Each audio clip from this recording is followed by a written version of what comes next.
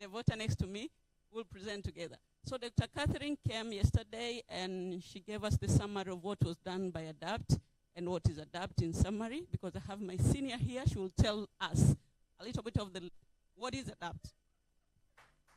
I love that diplomacy. So in short, ADAPT, this is the program that really assess the use of data and evidence to bring changes in the policy. So shortly, what the report you heard yesterday was talking about how ALIVE and other assessment that has been done could really be able to influence policies and engage the policymakers. So, yeah. That is the package. So Catherine was leading that summary, and she promised to give us the report in detail to show us exactly what were the partners, the collaborators, the process and everything. So get relaxed. You'll get the copy and you'll understand everything about ADAPT because it's a new project. Thank you. Okay, thank you. You can now go. Can we have another volunteers? 3 of them. Another volunteers from tables. Please, members, it is not again about ADAPT. We are done with the ADAPT. We are done with the ADAPT. Please, volunteers. Au niwafate huko nini kwenye meza zenu. Maana mimi ni mwalimu, nimezoea quiz. Nimezoea kutoa quiz. Okay. We have Ken's reflection. We have some questions that Ken posed that can make us think as we think strategically towards next step of RELI. One is, how can we think strategically as we reflect on where RELI is going in the next 3 years or so? As we expect new RELI leaders, what are the priorities in line with vision and the mission of RELI? What is our understanding on the quality of education? What is our understanding as RELI members? To who is curriculum designed for? What is the role of RELI in curriculum reforms? What does RELI legislation mean? How are we using that legislation to think strategically and thus become independent? What are the lessons learned during COVID-19? Example, the use of technology in learning. What should we do different as we work with the government?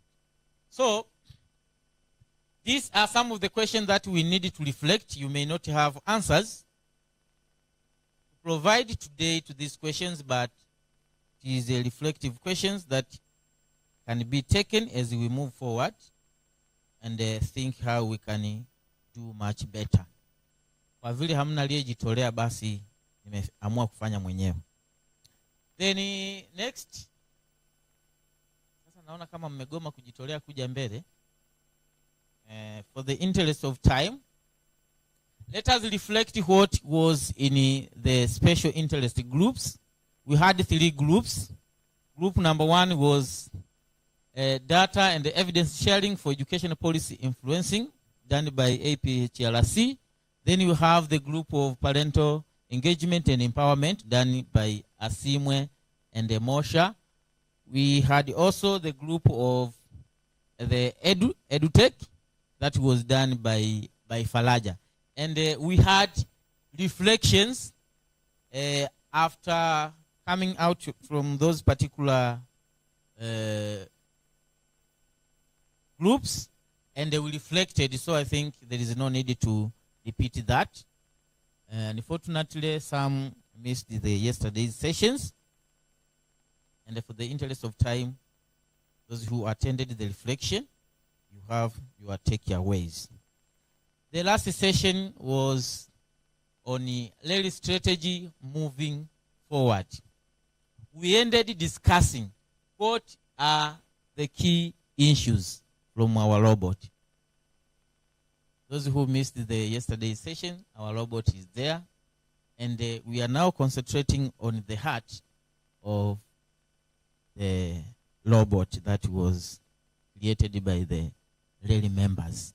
And that will be our major discussion for today's session, because we need to have some deliberations that will take us on a moving RELI for the 3 years. Thank you for listening. Thank you.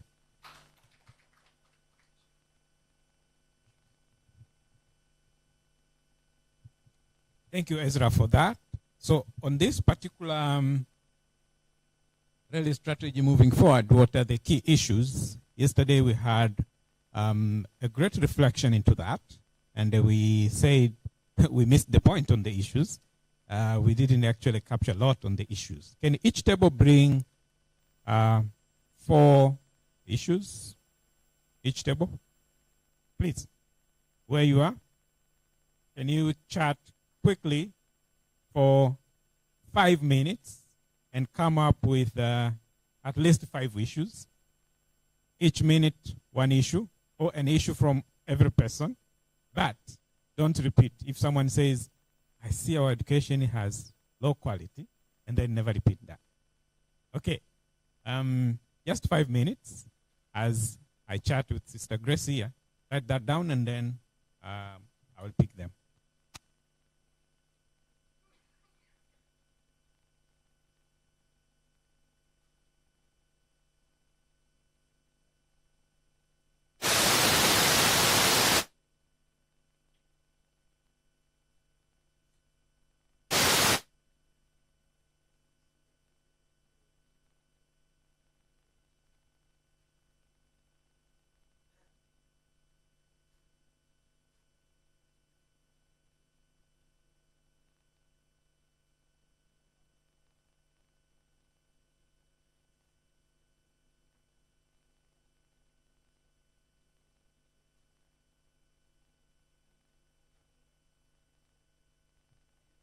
So, one clarification. Among the issues, 1 or 2 should be about the RELI growth, right? 3, focus on our education sector, and 2, focus on our RELI growth. Start with the education and then finish up with the RELI moving forward. 5 minutes, please.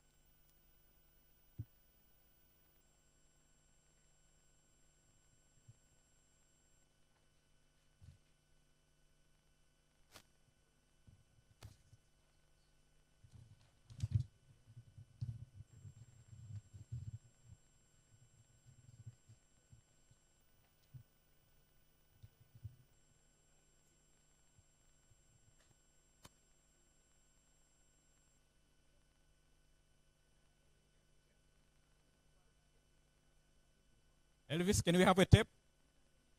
Please.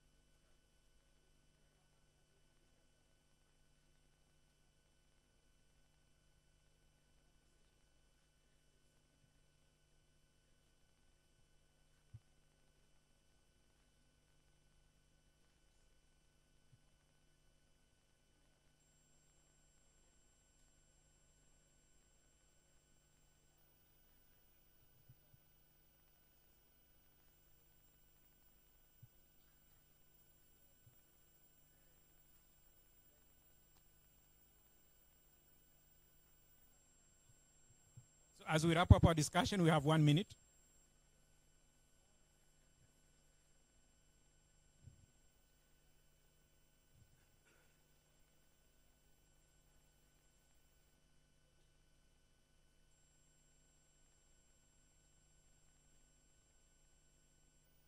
Okay, good. I'm going to start with the voters table.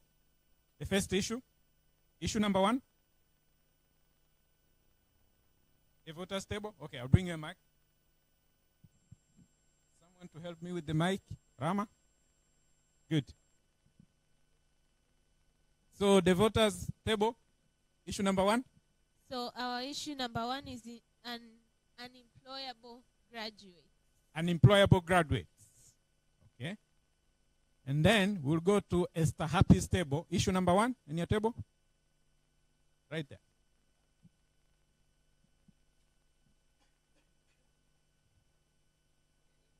Inadequate funding.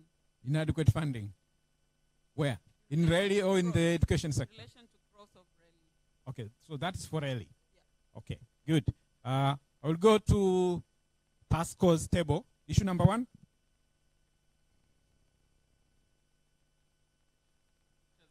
Professional development still a challenge for, especially for in-service teachers. Teachers, professional development for in-service teachers. Yeah. Okay, good. I will go to Elizabeth's table. Your issue number 1.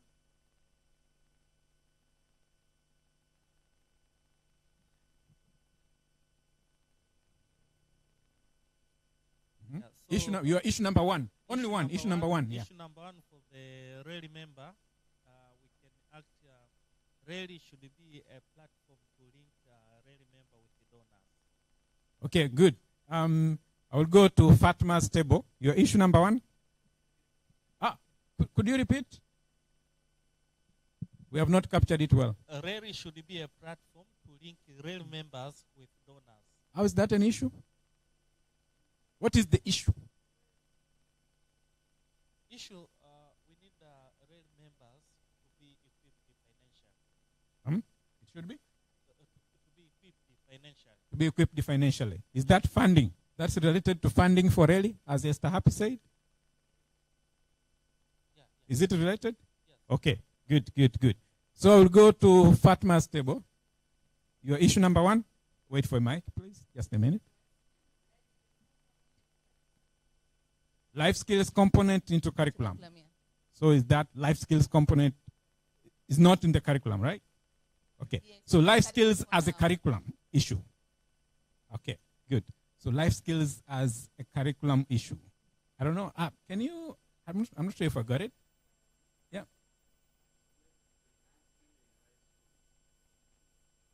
Curriculum. Okay.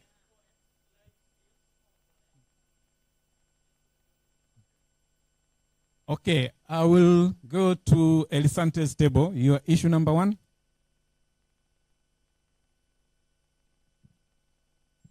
Issue number 1 is in lack of inclusivity education. We unpacked this. We talked about the preparation of teachers. Teachers are not well prepared on teaching, on handling inclusive classroom, but also curriculum is not clear on how to assess the children's needs, but also the environment are not supportive. Yeah. Okay, you're talking a lot. We have issue inclusive education in the curriculum. Lack of, I don't know, how do you state it? Because you're going now to the environment, which is probably out of the curriculum. Lack of inclusivity education. Lack of inclusive education? Yeah.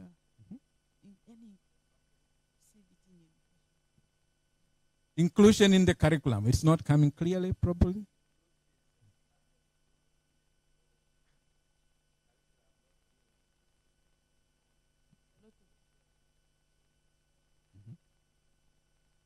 Inclusive education. Okay, good. Modern, did you have a table? Okay, you didn't. Did you guys have a table? Okay, good. What did you discuss? Our first issue, yes, that hasn't been mentioned, I think, is around related to inclusive education, but more specifically, identifying, assessing, and diagnosing children with special needs and then integrating them into school.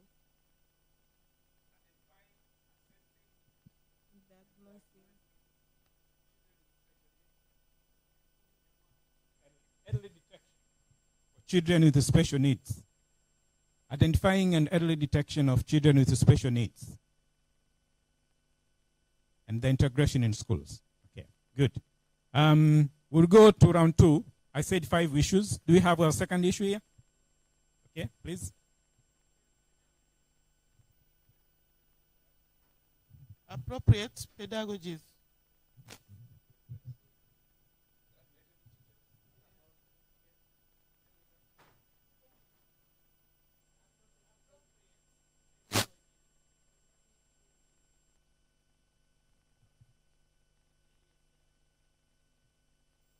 Okay, thank you. Can we have a second issue from Rama? Where are you? You're helping me. Okay, from your table. Oh, okay. From Rama's table.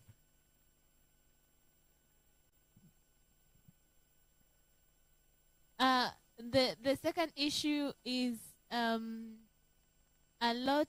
Okay, we'll go for RELI. Competition vs collaboration. Competition versus collaboration in RELI. All right? Okay, good. Are we competing? Okay, we have to address that. It's an issue coming from the voter's table. Okay, good. Can we come to this table? This Grace's table. Yes, just mention.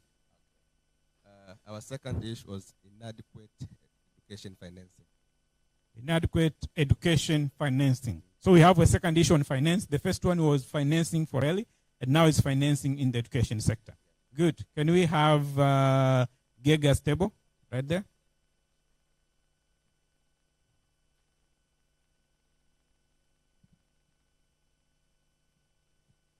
What is your second issue? Our second issue is on RELI should advocate policy strengthening to the government. What is an issue in policy? I want that issue in the policy. What is that you want to advocate for? There are so many issues. One issue. One issue you can say we have unclear policy communication between government institutions. Okay. So coordination in the government. Okay. On matters related to education, right? Education, yeah. Okay. Good. Can you go to Deo's table? Yes, I actually know everyone by name, so Deo, don't be surprised. Yes, the others my colleague has been mentioned. The only one remain to my table here is members capacity building. Members capacity building. Yes. Thank you very much, Deo. Can you go to Edward's table?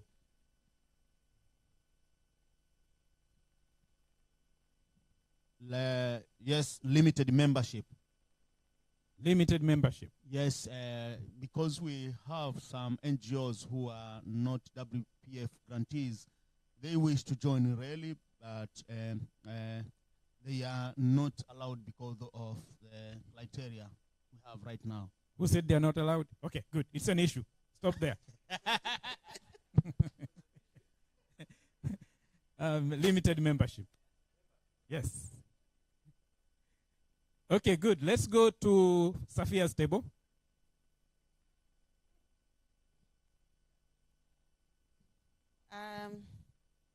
Evidence generation to advocate for better education provision in Tanzania. This is based on accountability.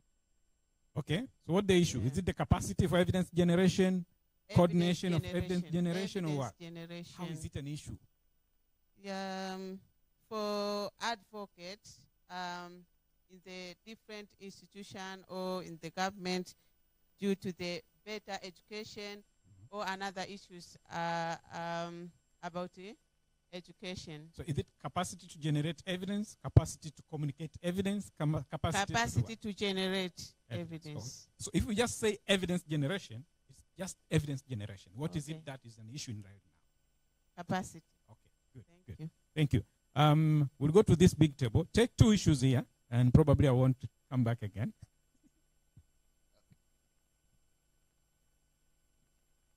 I think one that hasn't been mentioned is quality of education in public schools. Quality of education in public schools. And then collaboration within RELI. Quality of education in public schools, collaboration within RELI. Yesterday, Ken posed the question, do we actually understand what is quality education from RELI's perspective or from whose perspective? So I think there is the number of issues to do around here. And when I go around member organizations' websites, talking about their, or reading their mission and vision, there are so many talking about quality education. So I think we need to come together and probably have a discussion on what is quality education. Good. Which table has an issue which has not been aired and you want to bring it up? Which table? Sam's table? Okay, good. Please.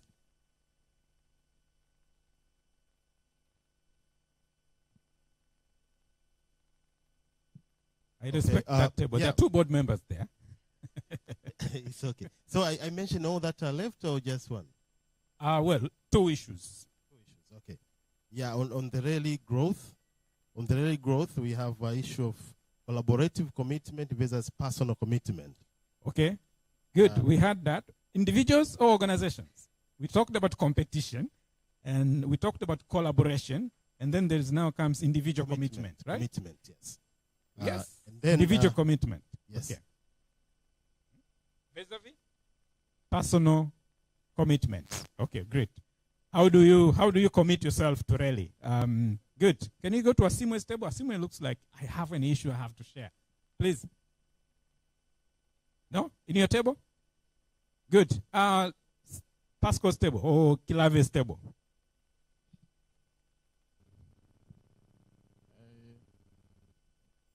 Okay. I think engaging parents in education. Engaging parents in education. Yes. That might be an issue. And the other thing is early detection of learners with disability. Okay. That has been identified. I think it's echoing with other groups. What else? This table, do you have another issue? You done? Unless I'm not here, but there is a big challenge of insufficient education budget. About educational financing, education sector financing. Okay. Oh, I say these people are really visionary. We didn't do a mistake to have them as board members. Okay, please. So I don't know if it was mentioned, but I just arrived, so I'm sorry I'm late. But the learning poverty, I think, from at least from Zanzibar side, and I think this is the case for Tanzania and probably all over the world. We notice that there are students transitioning from primary to secondary, but they don't know how to read and write.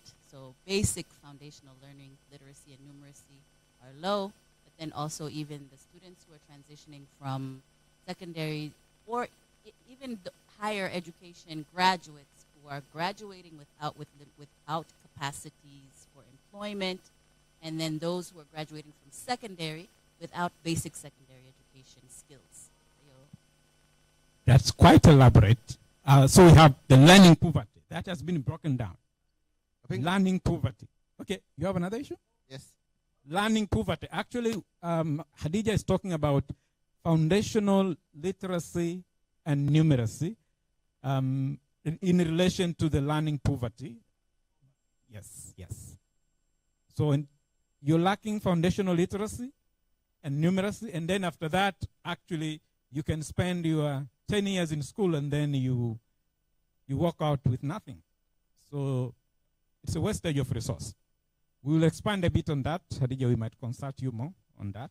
Because you have worked on that a lot. Do we have an issue somewhere? For us, we also think there is a big gap between public education, public schools, and private schools, which need to be addressed because we see the different level of skills and products that are coming from these two different levels of education. So we also have a technology item. A divide between public schools vis-a-vis private schools. Of course, I agree with that. Do we have the last issue here, and then we'll close the discussion? The last issue is... Okay, it's not the last. We have the last one here. Okay. Another challenge facing our school is utilization of technology. Utilization of technology. Yes. The edutech thing, the education, use of technology in education. Okay. Do we have the last one here? And then we have the last one. No. It's only 1 second. Lack of boundary in the issue of collaboration between the RELI itself and the members. Sometimes we found RELI is implementing the projects or programs of the individual organizations. Collaboration. That goes to collaboration. Collaboration should have some boundaries. Okay. We should define clearly what RELI should do and what members should do. I think we can draw that line better in the strategy, right? Thank you. Okay, good. Thank you very much. Right here. Okay, thank you. We have curriculum issues between Tanzania and mainland and Zanzibar, especially in primary schools. So, how is our union matter in education being handled? Right? That union in the education. I know at the higher level, it's there. And then we have an online issue. I want to mention it. An online issue? Online, yes. Okay, good. Please bring it. Joining online. An issue. Yeah, this is a comment from Caesar, actually, who is online, and he's saying that inclusion of street children and children caught in the justice system. So children who are caught in the justice system who aren't getting any form of education because they, for whatever mistakes or whatever they've made, they're penalized for it, they're in the justice system, and there's nothing afforded them in terms of an education that can help them when they come out to reintegrate into society, to be able to contribute in one way or another. So, and they have rights as human beings to education. Good. Children in conflict with the law. Yes. You are jailed as a child, and then your journey for education ends there. Is there a teacher visiting you in the prison? Is there a school program in the prison?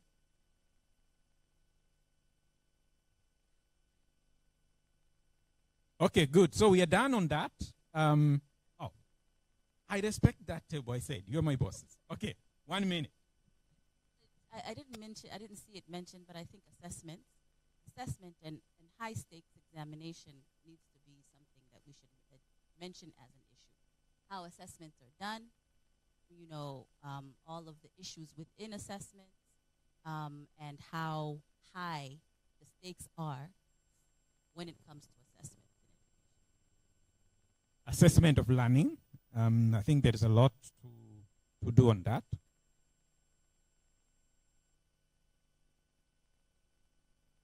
Yeah.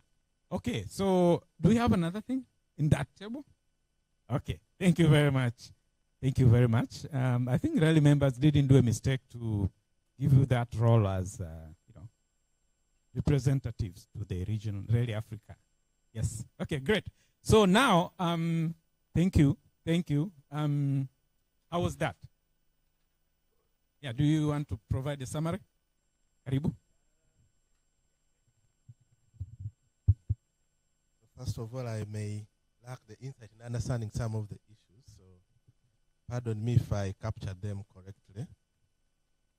So unemployable graduates, inadequate funding specific for RELI, this is specific for RELI. Teachers' professional development for those in service. Influence the mainstreaming of life skills in the curriculum. I think the particular issue is how to go about that. I don't know the status. Is it that the current curriculum does not capture 21st century life skills? I guess so. And so how to get it to integrate. Inclusive education, generally. Identifying, assessing, and early detection of children with special needs. Appropriate pedagogies for teaching. For really specifically competition versus collaboration. Inadequate education sector financing. coordination with government on policy. I didn't capture exactly what the coordination issue is. Is it that it is hard for RELI when making the effort to influence policy to engage government on a similar, they're like sectors that come together for policy and so on, or that their problem by extension affects how you work, because maybe they are drawing and running policies individual in silos as opposed to that you can clarify. RELI member capacity, -- I guess that needs to be qualified. Technical. Then membership was talked about, not really qualified. Oh yeah, how members or entities that wish to join RELI Tanzania join.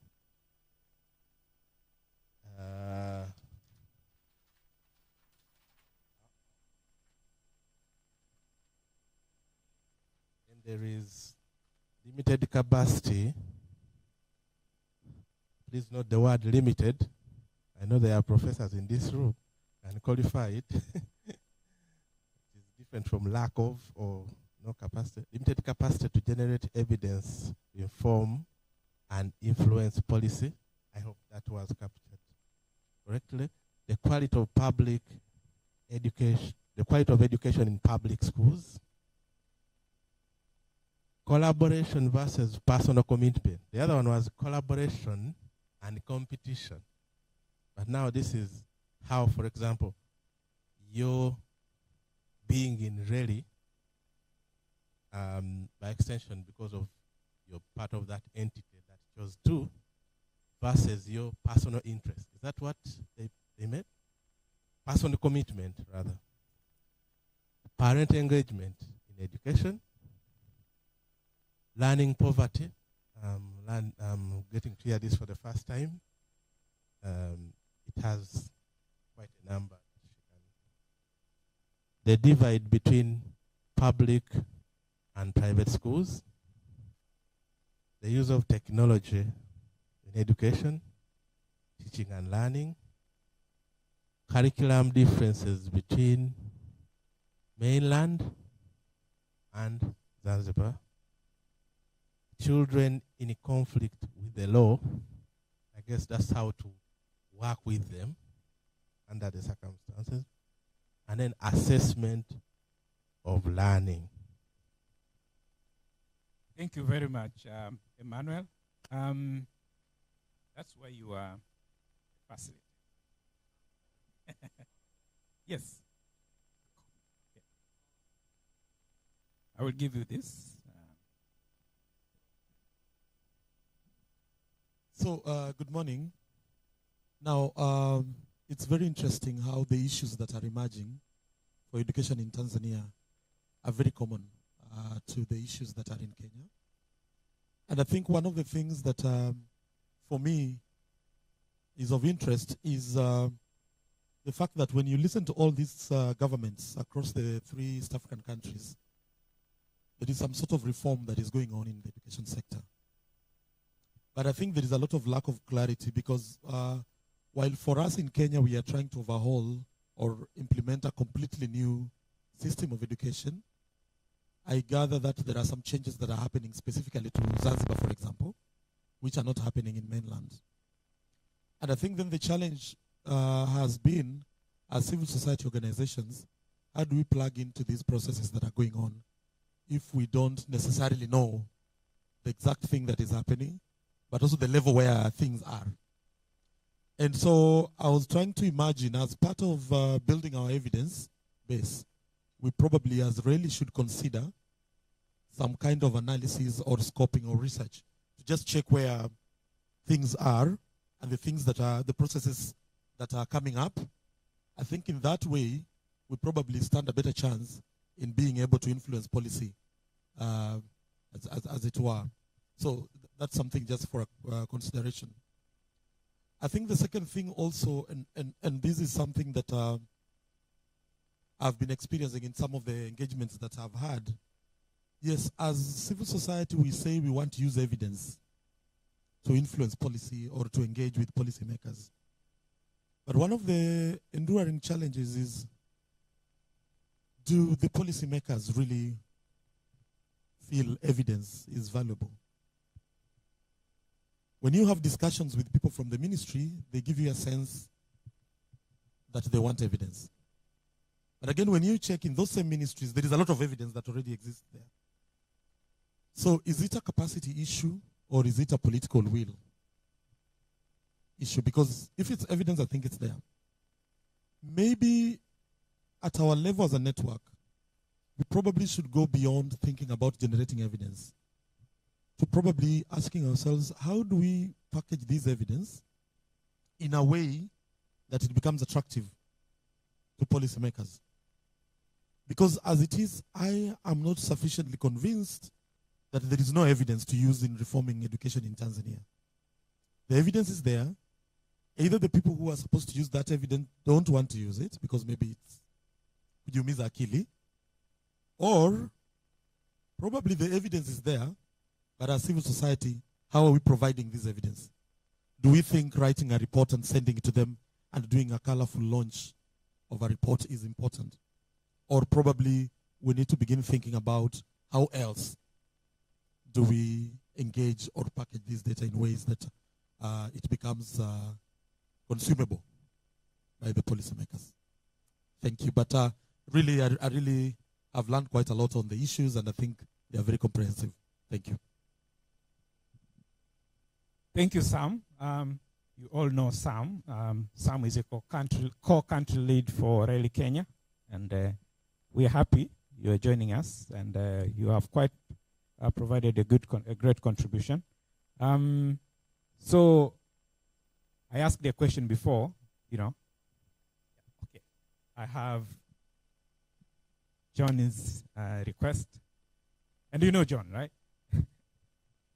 Yes, thank you very much, Kapinga. I just want to make a small addition from what Sam has said.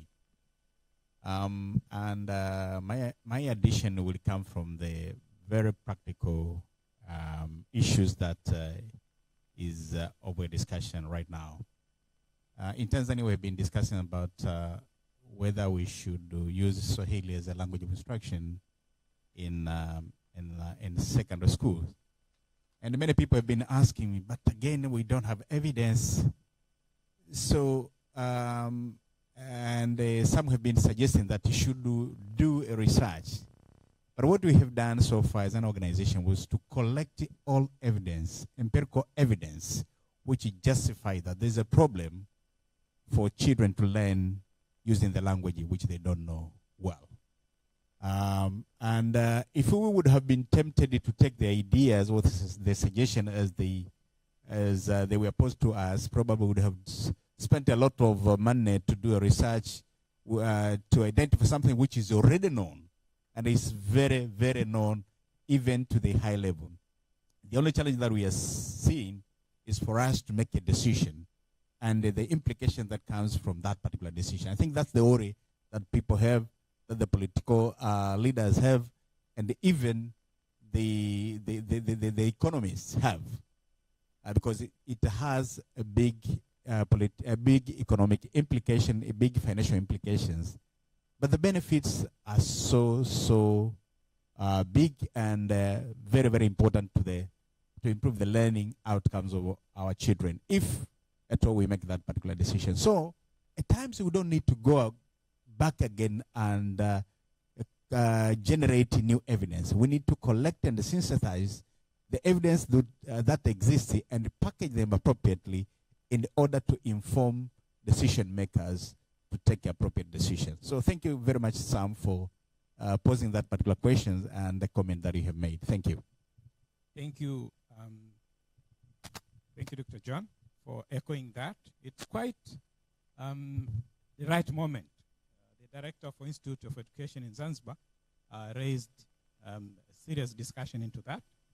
So we want to do this for 2 minutes, and then we will close up. Yes, Modern. Thanks, Kapinga. I want to feed into both what John has said and what Sam said. And this is the fact that some of the issues that have been raised here either have been already sorted by the other countries, and so there might be no need to actually start from scratch. So issues of competition versus collaboration, those are issues that have been across Kenya, Uganda. And so the question should be, what have the other two countries done, gone around the issue, and what is their status, and what can Tanzania learn from them? Issues of local language, very big in Uganda. So as you start thinking, fixing that, how has Uganda gone around it, and what can Tanzania learn, and then move forward? You might even find the evidence already available in Uganda on learning using local language versus English. So my thinking, my reflection on these issues could be, it may not be a Tanzania issue, it could be just a matter of the leadership of the Tanzania, RELI Tanzania, catching up with the other two countries and figuring out these are the issues that we have. And so as we start our journey, post 5 years, is there something in this list that you have seen, that you have fixed at your end, and how can we learn from you, now start our post 5-year journey? So just make sure we don't do the very things that were done previously by other countries, but just learn from them and then move forward.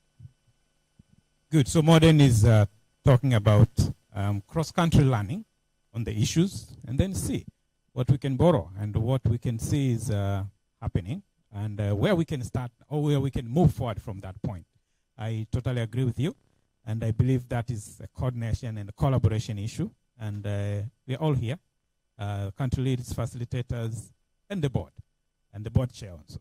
So I think we can think about that and make that happen. I think I will end up there because I already have Kamau here. So allow me to make a change to the program a bit for valid reasons. Please, can I have the attention of everyone and have a look at the program, day 3. Yesterday we agreed to extend or to use this morning to talk on the issues. I think we have filled up our heart, our robot heart, with concrete issues. Does anyone agree with that? So we'll have a task.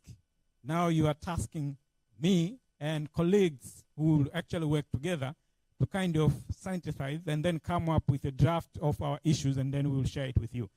Good. So now I will have to change a bit the flow of the program for today for valid reasons. We have some people who are leaving quite area today, and they have flights, no bus. You cannot negotiate with the flight now. So we will switch the afternoon session to do it after break.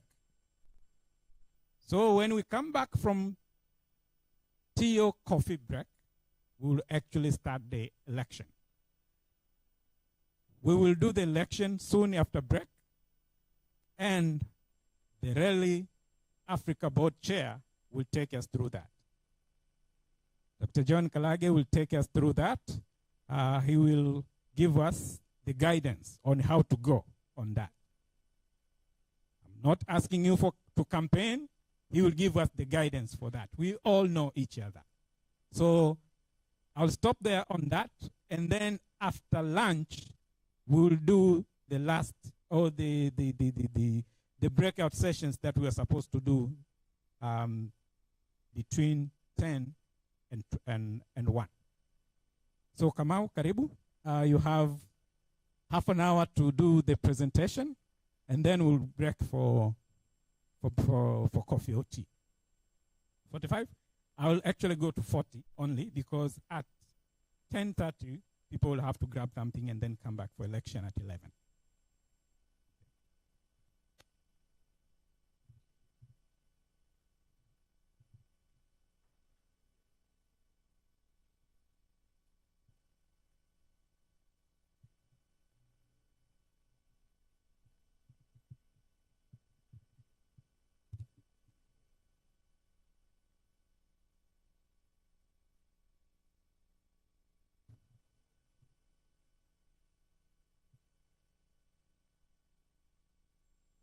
Please concentrate on the session. The election is the matter of after tea.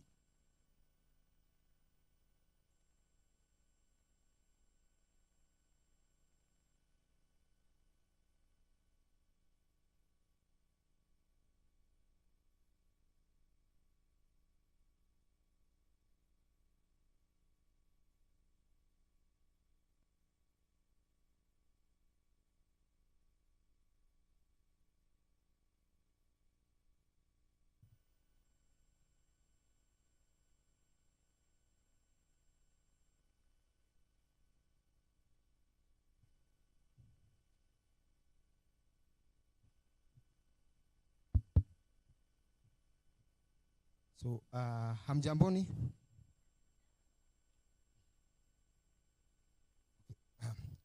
Jina langu ni Kennedy Kamau. Natoka APHRC, that is African Population and Health Research Center. I am a data scientist working for RELI Data and Evidence, which I'm going to take you through. But first, coincidentally, I've had a very good intro from an issue raised by Sam about packaging of evidence, and we are going to touch on that, on how to have maybe common indicators, package the evidence such that the policymakers are easy to digest it, like through dashboards, which Dr. John Kalagi has also touched on, where we have to package the evidence well. And while we can do it from different organizations, I think it would be perfect if we had a platform like the one we were working on, where we had general indicators worked on, dashboards and everything, aggregates of what we've done as a collective, so that if someone from the ministry would like to see something that we've done, they just go to the platform and look at the indicators and the dashboards. So another point raised by Modern is learning from other countries. Learning from other countries is very important, but how do we do it? Do we go to every organization and request? Or do we use the platform where you can see what each organization has done, so you just contact the ones that you're interested in, certain aspects, like language has been mentioned. The study on language and especially Swahili, using Swahili as a language of instruction. Assuming this thing we had started earlier and it was functional, we'd have a situation where you have the documented study from Uganda on using Luganda as language of instruction available there, and you could go have a snapshot of it and request the institution what they've done and collaborate with them. I think that is the purpose of this platform. Whatever has been raised in the past 20 minutes is the sole purpose of this platform. Okay, so allow me to start. So this is a WPF funded program, but it's run by APHRC, and we are working for the institutions to document their data set and ensure there is collaboration between the institutions. So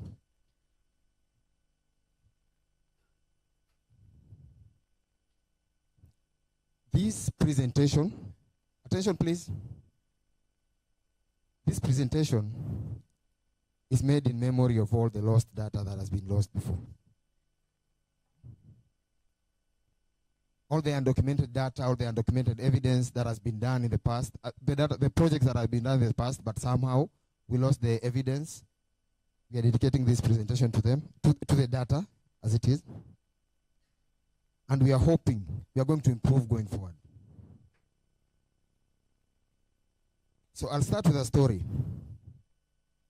On June 20th, 1969, I know like 95% of us were not born. 1969, Neil Armstrong is supposedly said to have climbed out of his spacecraft and placed his feet on the moon. It was supposed to be a great feat. It was supposedly a significant event in both scientific and human history. And Kennedy, JF Kennedy, the president, whom I believe I'm named after, and Kennedy as well here, thought it was a momentous moment for America and the world and humanity. Both scientific and human history. It's supposed to be one of the greatest feats of the past few years. So this moment was supposed to have been documented by Apollo, the camera on Apollo 11. However, today we can only go on YouTube and watch grainy videos of the landing, but not the original high-quality video that was captured on Apollo 11. And why am I bringing this up? Because the footage from Apollo 11 was lost. Someone overdubbed on the tapes. So the data was lost from the space exploration, from the lunar orbiter. The data was lost. Now we have people, while Kennedy thinks, JF Kennedy in his grave thinks he achieved a great feat, we have people doubting this achievement because they did not properly manage their data. Now we have America sank what's equivalent of billions or hundreds of billions in a project that they lost their data set. So we have, they spent a lot of money, I believe $500 million in 1970s trying to recover the data, and they only recovered a few images, the images that you can see on the screen. That is the image they recovered. So I don't believe that we have the resources to go through the same, to do the same mistakes and go through the same problems where we achieve a lot, we assume is a lot, what is monumental, then go ahead and lose the data set. So this is too common example of failing to plan for data management. And it cost America a legacy. It brought doubt to the achievement. People are saying it was staged because they don't have the original clip and the evidence from the Apollo 13 and the orbiter. So Vines, in a study in 2014, found that data disappears at a rate of 17% per year after publishing the results. This is a study from biological experiments, and they have a data management plan. I'd like to see, I know to check if you're attentive as well, how many organizations, because all organizations are providing evidence, how many organizations have a solid data management strategy? If your organization has one, kindly raise your hand. Do you have a solid data management strategy for your organization? Sophia, do you have one?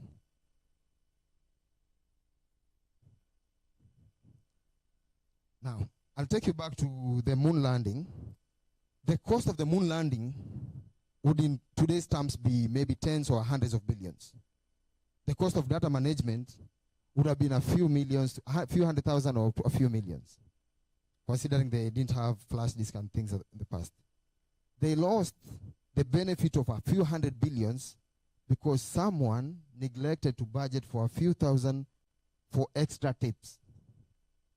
So we as an institution, even not just under RELI, we as institutions have to plan, have to budget. While fundraising, we have to consider data management, storage, and the legacy that we're going to have going forward. So lost and misplaced. So we have lost data, we have misplaced data. I'll give you an example here.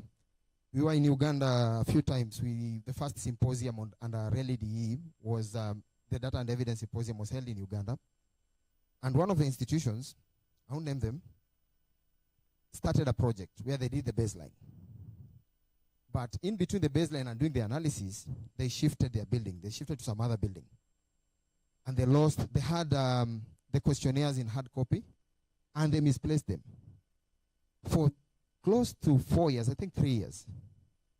And the project was a collaboration between two institutions. So the project had to be put on ice. It was paused for a while as they look for the data sets. So this is an opportunity that was lost because it was an educational survey where the students 3 years later are not in the same place. Some of them have moved on, some of them have married, changed towns. And you want to continue, you had the baseline, now you do the midline, it's not from the same population.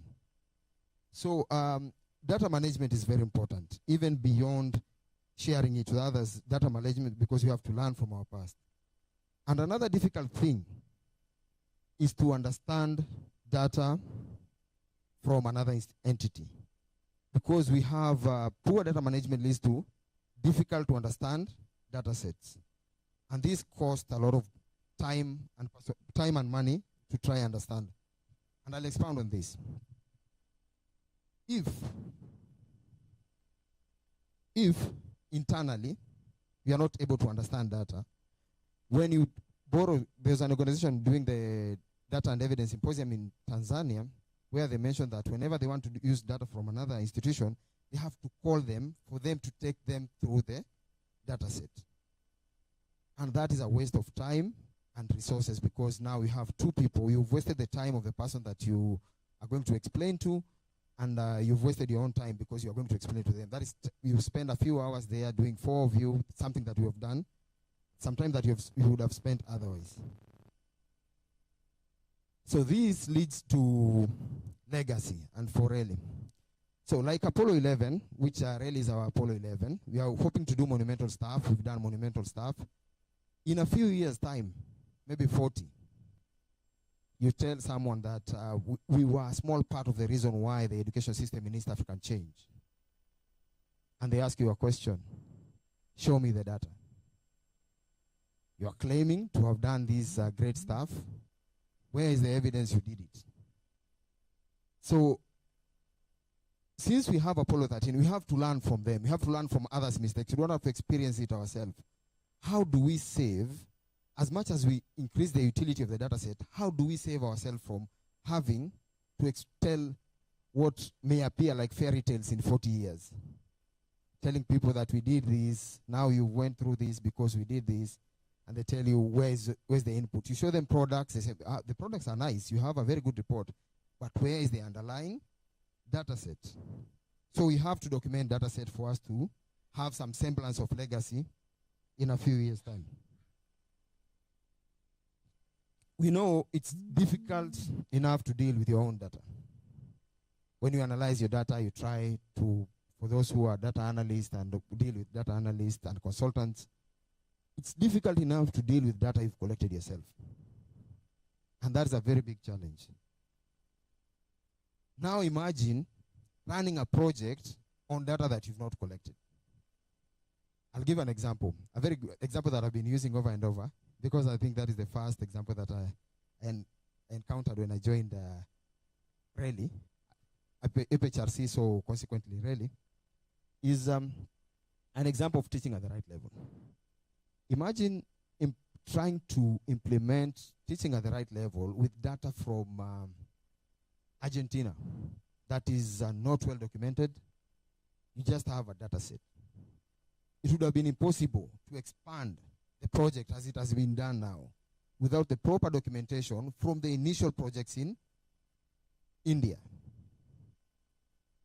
Not only did they give the evidence, they set up a stage and they ensured collaboration to ensure that the benefit they found in India is exported to other places.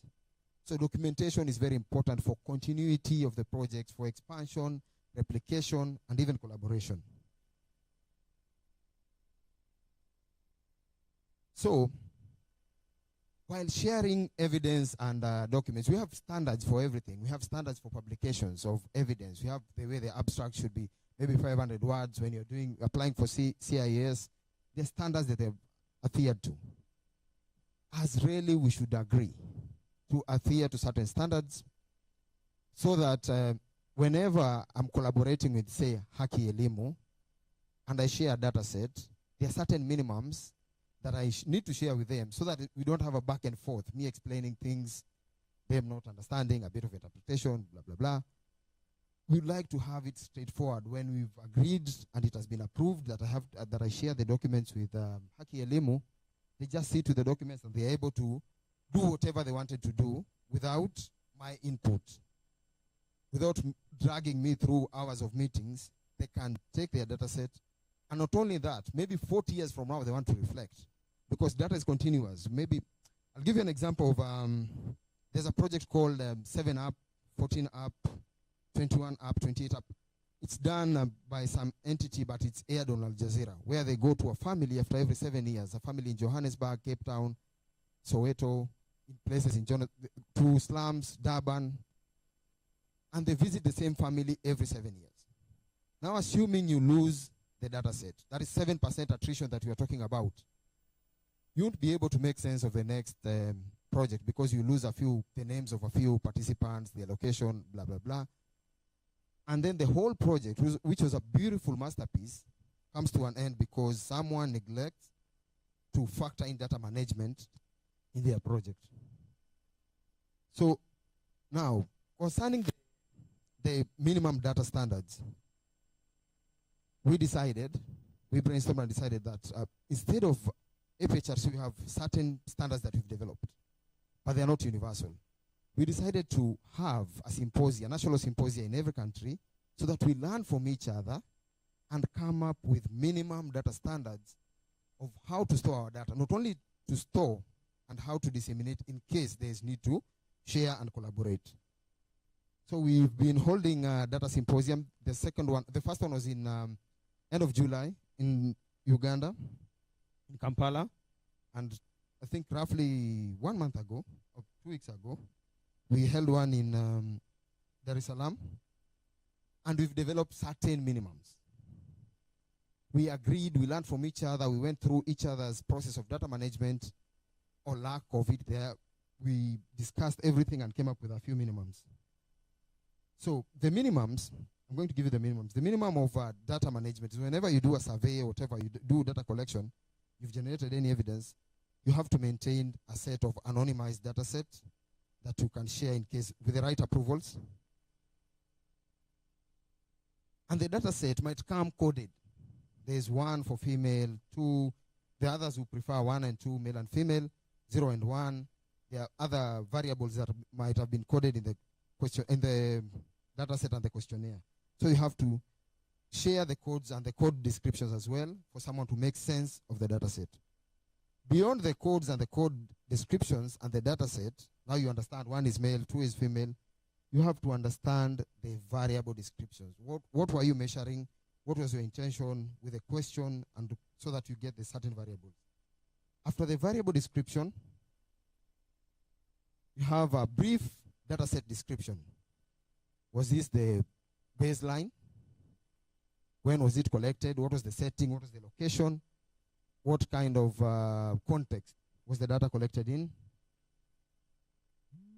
Then you go and go further to provide the tools so that someone can see the literal question. How did you frame the question? Because that impacts the kind of response you get. So over and above the brief data description, you share the data collection tools. And then, very important, you share an abstract from the proposal or a project description. Not just the result, but what you intended to do. After you share what you've intended to do, you can share a report or the products. That includes blogs and everything, so that someone can see what were you trying to accomplish and what was the outcome of the study and what has been generated. Now, if you give, there are 7 items here. If you give me these 7 with any data set, assuming you want to share it with me, I'll be able to make sense of any data set with these 7. And that will save you the talk, the calls, and the meetings that we need to expound on those. So why are we doing evidence documentation? We want to lower the barrier of research, data discovery, and use. Like Modern has alluded to, you want to learn from Uganda on using Kiswahili or local language as a language of instruction.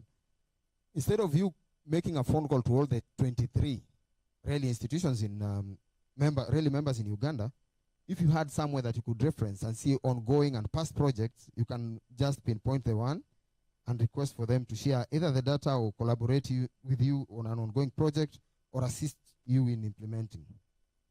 We want to promote collaboration. From that phone call requesting for the data set and collaboration, we might have collaboration in between the members or even with the RELI itself. We want to lower the cost of replicating and extending previous research. I'd like to believe that without the coordination of teaching at the right level, the PAL network and the likes, it would be very difficult for certain organizations, maybe an example is PwC, to implement their project. So when you have the data ready and in a format that is shareable, it's very easy for you to replicate certain studies that have succeeded somewhere or projects in your area and even extend the research further than they had done. We also increase the durability of the data. And like Apollo 13, we like to have references to our data set, but they don't have the original, so they have to try to create something with using artificial intelligence and the likes, but it impacts their credibility. But if you increase the durability of the data, you have much more than what you intended to do, because people have different perspectives. They might come up with a very different view of the data set and generate very good reports that will reference the producing organization. It allows for replication, diversity of analysis, and testing alternative methods. Maybe you tried, you have videos of certain recordings, you tried a different method of measuring effectiveness of certain pedagogy. Now someone else can come and look at it in a different way and test an alternative method to what you used, and it furthers the science of research and programming as well. So we've mentioned this. It furthers the science of research by availing the data to other people to experiment and try different ways, and reduces the cost by avoiding duplicate research. Now, we have very many funders. They might not even be speaking to each other. So you've written a proposal on a certain topic. Someone else writes a proposal on the same topic. You are doing the same thing without knowing, in the same area, same locality, maybe even the same, because I think some of the urban poor, whatever you call locally Swahilini, are the same neighborhoods. So if you have a project for the same neighborhoods, we might even have coalition, people collecting the same data from the same households, and maybe even getting different results. And when you have different results for the same study, it looks very bad, because they will know in the end that things were not going as they wish they would. So an important factor of this all, I think this is the last, but one of the most important, is that ensuring future programs and research is connected to current data and evidence. You can't go start, you have evidence for a number of years on a certain program. You can't go start from before we had the evidence, maybe in 2014. So you'd rather build on each other than having small structures that are copies of each other. So with this in mind, WPF and through HRC decided to create a microdata portal where people can document, can catalog their data sets and ongoing projects so that they get visibility. The guiding principle behind this is that data is a common good, and we like to see collaboration, as the whole purpose of RELI is collaboration. So I'll take you briefly through the process of data documentation. In data documentation, we look at what data exists. This for WPF-funded projects. We have something called a data inventory. This is an Excel sheet that we share with the focal persons. So you start by the institutions with WPF-funded projects, appointing focal persons who are going to collaborate with the RELI DE team. So they start by filling a data inventory Excel sheet where they list all the projects, past and ongoing, and maybe even future. There's no harm in that. You list all the projects that you have that are WPF funded and what state of data collection and processing they are at. So you have a data inventory, what data exists, and who has that data. In what form does it sit? Is it in hard copy? Is it documented? Is it published? And the kind of material that accompany it. Then once you create a data inventory, with the request and the filling of a form, you appoint APHRC to come and document it for you. If you have internal capacity, well and good, that would be perfect. But we understand that we have different resources because we have different capabilities under RELI. And as the saying goes, when you sit on the shoulder of a giant, you see further than the giant. So we collaborate and allow APHRC to document it for you so that we have a standard thing, or you can do it yourself if you have Nesta and the likes and the skill. Then once we've documented the data, we create data dictionary, we copy the descriptions you've shared, the materials and documents and the products that you've produced. Then we put it in the repository. I'll share a link with you so you can see how they sit on the repository. Then you store the metadata, you upload it to the repository with a catalog, and the repository as it sits now only has navigation and you can see the data as it is. But we are planning to move it to visualization. That is the packaging that we are talking about. Just a snapshot of everything that is in the portal will do visualization, and it will be easy for policymakers, practitioners, and yourself to come there and see the state of education sector in East Africa. So that is a process that is ongoing. It's going to take a few months to a year to have it set up and going. But we have the portal, the repository at the moment. Then there's authentication, and this comes with intellectual property. There's a question that has been raised so much, and I think Emmanuel Ubare, on my behalf, has been collecting some intelligence, telling me that there's a question that is a pressing question on the ownership of the data. APHRC is only, in this step, is a librarian. APHRC only comes in to document the data set and maintain the repository. The dashboard and everything will be done together, and really we'll have interactions where we discuss how to present the data in future, but just snippets, not the aggregate data sets, not the individual data sets.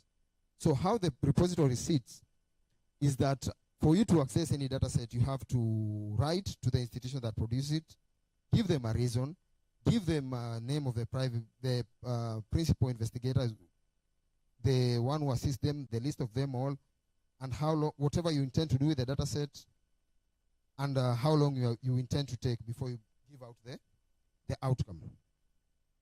And with this, you can take as an institution the request, assess it, and if it meets your standards, you can release the data set for publishing, for them to use it.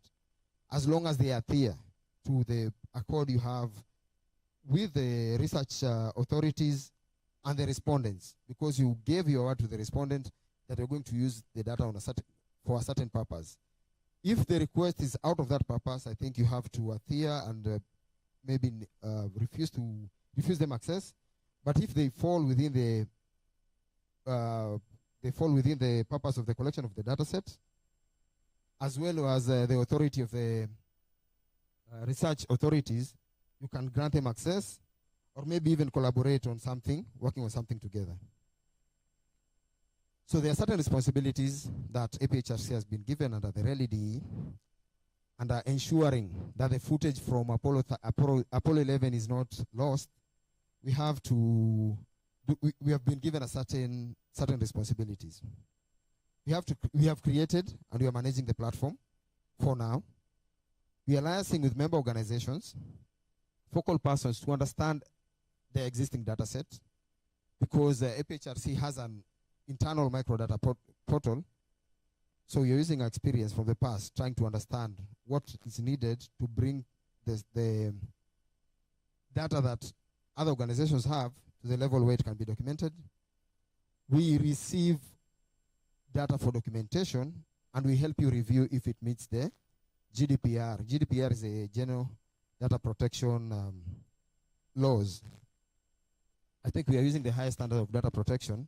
So we'll adhere, we see, is it anonymized? Have you shared does it meet the checklist? We help you make it documentable, and then we go ahead, document it. We'll share the files with you, even the metadata if you need, and then we'll post it on the repository. And the best thing about this is that even you yourself going to that platform, cannot download that data set, even being the owner. You have to request to the appointed person from your organization who authorizes for them to grant you access. You write them a message. Maybe it will be a brief one. It is me, blah, blah, blah. But you have to request for the data set for you to access it from the repository. So we'll receive on your behalf the request and forward it to you. And then we'll sensitize the members on data documentation platform. I think now this is the part where we'll do the visualization and everything. We'll do sensitization, and we'll engage you and help in increasing the capacity of the members to document their own data set and avoiding their legacy being lost like Apollo 11. Shukran kwa kunisikiza. I'm hoping that I'll get the emails of the people to share the RELI portal address. I'm hoping you'll create an account and go to your respective organizations and become ambassadors of data management, that is documentation and proper storage, to avoid your legacies being wiped out and having your grandchildren doubting you when you tell them you're involved in certain monumentous activities like RELI. We are hoping RELI will be. Thank you very much, Gordons, and thank you, everyone. Santeni. Thank you very much, Kamau. Please, more claps for Kamau. Asante Kamau, you might have some questions from the floor. Do we have some questions? This time I'll have to provide an opportunity to ask questions even for some people who are holding cameras if you're following us. One question for now, if you have, about our sessions. You might be interested to actually learn also. Yeah. So, Sister Grace, yes. Karibu. Now you might get so many questions. You have talked about metadata, repository, data and evidence. Some of the terminologies might be new to some people. Okay, Sister Grace, karibu. Thank you, Kennedy Kamau, for a very nice presentation. It is also truly, on the other hand, academic, complicated for simple minds. And I think from how I know my people and myself, somewhere, somehow, you cannot change that. It's the nature of your topic. You might have left us, but no way, no alternative. My question is on the slide, if you can put it. It was entitled Data Symposium Checklist. Let me look there. Excuse me. Yes. Have I understood correctly that these are the things that guide the data we have to share with the PHRC? Thank you very much. If you say yes, then I add my question. Okay. So this, from the symposium, this is general, not only this is not limited to the RELI data and evidence program. This is what we agreed. Get data set from Argentina, some random country. We actually used data. We actually did a practical where we used data sets from Canada, Statistic Canada. We downloaded it and tried to make sense of the data. And with these items available on that platform, we were able to make sense of the data without knowing anyone from Statistics Canada. So we decided these are the minimums, even for collaboration between institutions. This is the aspiration we want to achieve for programs, not just WPF-funded programs, even programs that go beyond WPF. So, but now, since this is larger than RELI DE, but it also includes RELI DE, we want to take this practice beyond this program, but this would be perfect for this program. It would make it very easy for someone else to understand your data set, if it is approved that you share it with them. Okay.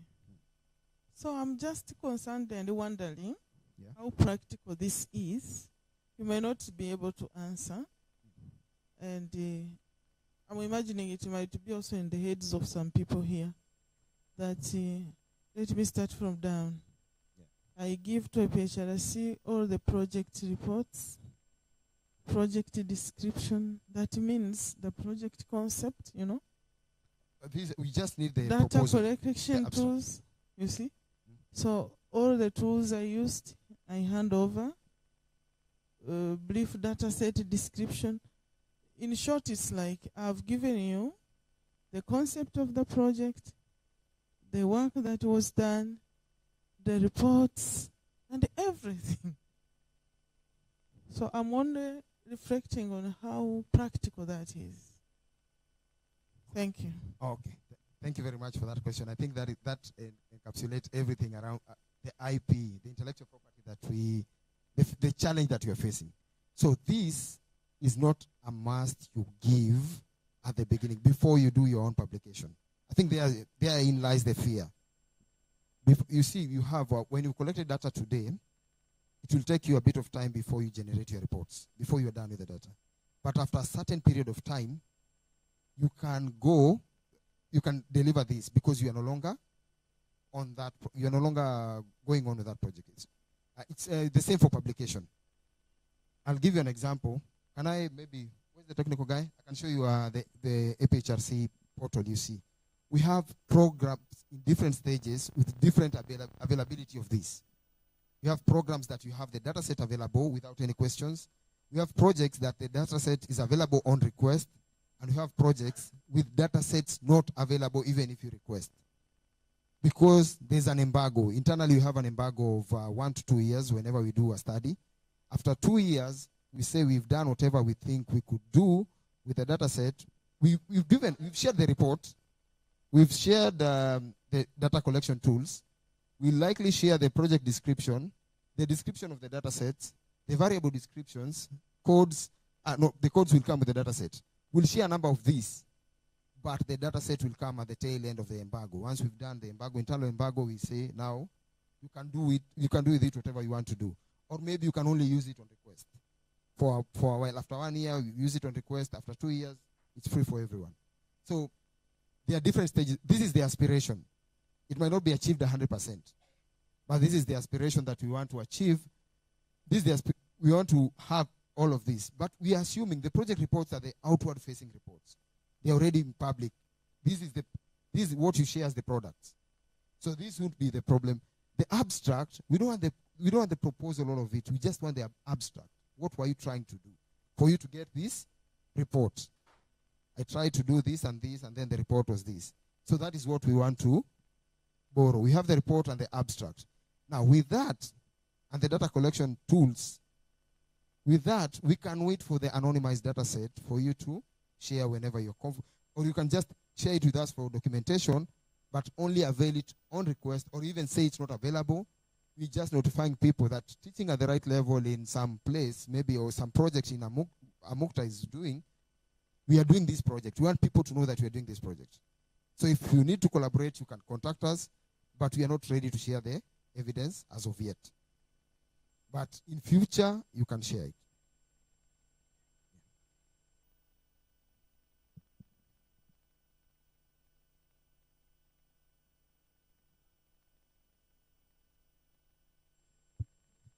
I also think that it might be important for us all to check the Data Protection Act of each country, because I know there might be some restrictions or some guidance on how data could be shared.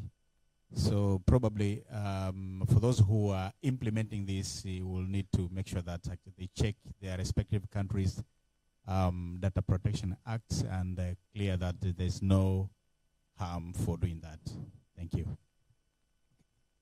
Yeah, thank you for that. And as I come in, I think that question you've faced it a number of times, and maybe I missed addressing it from the slides. What we are doing is setting up a platform where you get visibility for your project. That is happening, and there's this data available. We are not sharing the data set. Through the platform, I want to take you through it.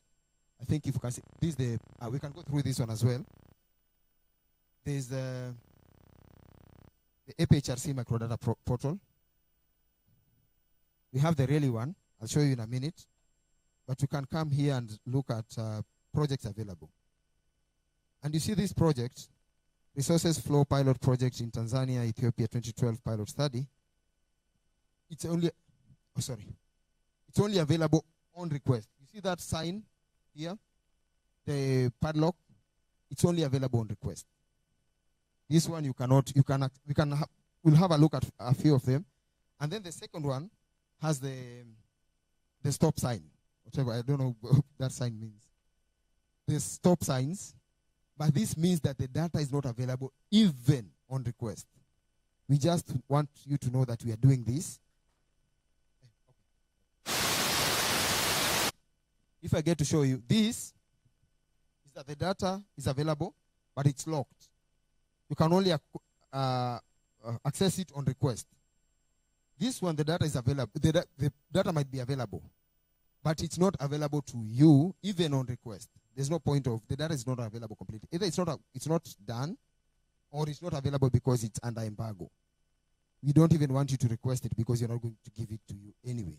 But someday we can switch this once we are done with the data set and we are done completely with it. Switch this to this. Now we can have a look at one.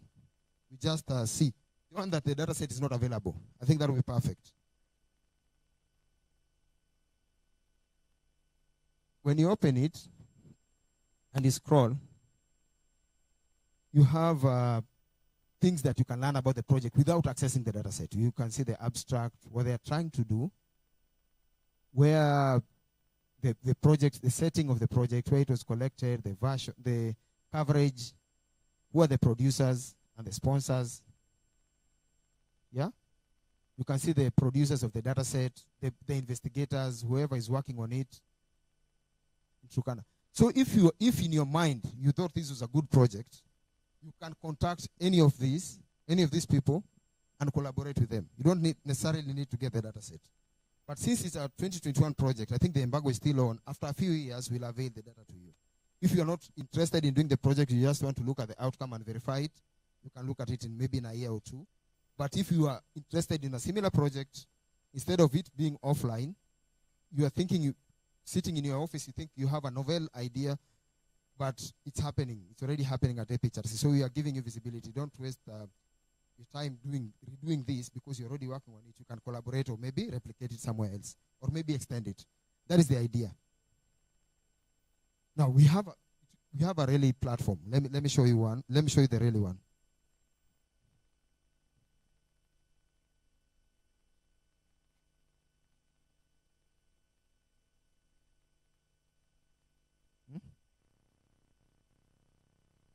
Okay. Yeah.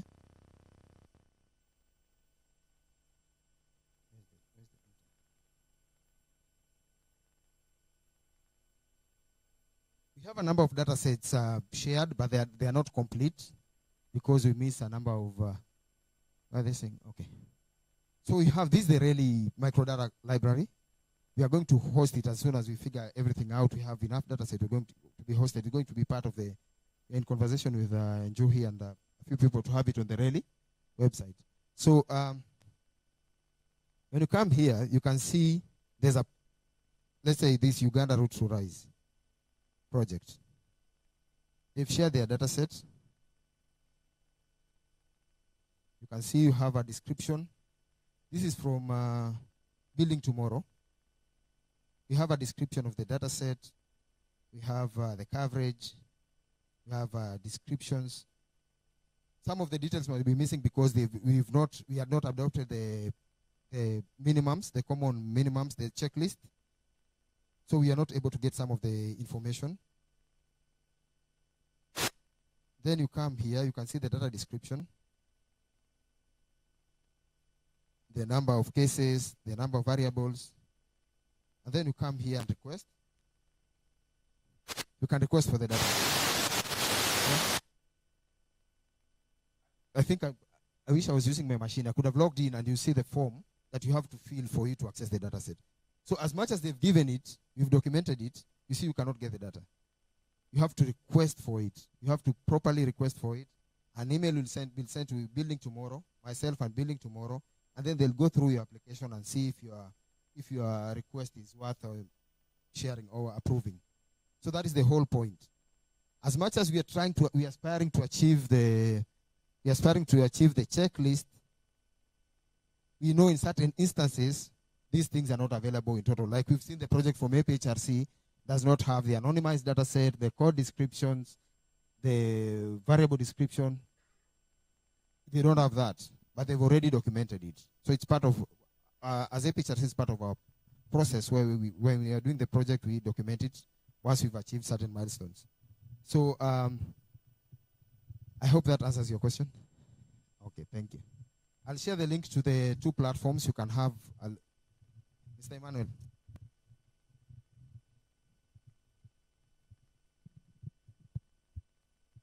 I know you know I'm your advocate in this thing. I only do intelligence reports. What I think what I'm learning is that we need to listen to people to appreciate what they are willing to share. Simple. Like we can have this checklist, but we can be realistic about the minimum that people are willing to share. After all, this sharing and learning is for them. It's not that we are trying to force an issue. We are only trying to facilitate a platform that can, enable you have access to information. But I think continuously we need to educate people in that regard, but also just consider what they are willing to share and go with that. Okay, thank you very much. I think these minimums, I think you have to blame some people in this room for developing these minimums. I think there are people who share in the blame. They are seated somewhere behind there. They are backbenchers who are involved in this. But it's not a bad thing. It's an aspiration. We might genuinely try to achieve it for some programs and not get it. But what I've taken you through and what I'm insisting is that this is not data sharing. The documentation part is not the sharing part. That is the documentation part. The sharing part comes from the platform. So whatever you document, you might decide not to document everything. And I don't think that is you are going into Apollo 11 territory there because you're not documenting everything. The sharing part comes from the request. Whenever someone requests and you approve it, that is the sharing part. And for you to approve, you have to write that I've approved this request from, you have to comment on the request. I'm approving because blah, blah, blah, blah, blah, blah. And we'll do it. But if, actually, what happens when you request and you approve, it sends them a link so that they don't have to email you again. It sends them a link, with a link for the download of the zip file where they can get everything. So we are not involved in the process. We just create a medium for you to communicate, a medium for them to know you exist, and for you to approve whenever you find a suitable request. So the idea is to connect the evidence you've generated with someone who's interested. Maybe someone from the government, someone from some other institution. You might get collaborators even from some other institutions in beyond, really. And if you think whatever they're requesting is worthy of your time and whatever you did, you can approve it. So what we are creating is a medium. And as they say, don't kill the messenger. We are just the person in between telling you someone is interested in what you do. And the only part that comes, and I need to explain it maybe using an analogy, is that for us to document, you'd sign a form to authorize us to document it for you. Because we can't document it without seeing it. We can't document it without receiving it. But we are not, the only authorization you give us is for documentation. If you're able to document it yourself and send us the XML file, we are good. I wish I could take you through the process, what you do. We are good if you're able to document it by yourself. Yeah.